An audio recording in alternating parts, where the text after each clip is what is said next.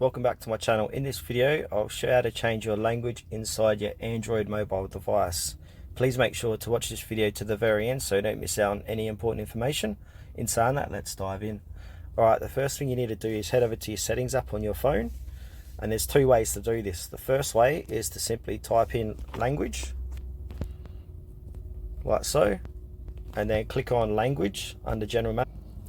And the other way to access this is to head back, scroll all the way down the bottom, click into general management, and then click into language. So yeah, that's the two ways. And to add a language, simply click on add language, find the language you want to add. In this example I'm going to do Filipino, and then set Filipino as default language, or your language that you picked. Click on set on as default, and there you go. That has changed your mobile device to that language that you have chosen.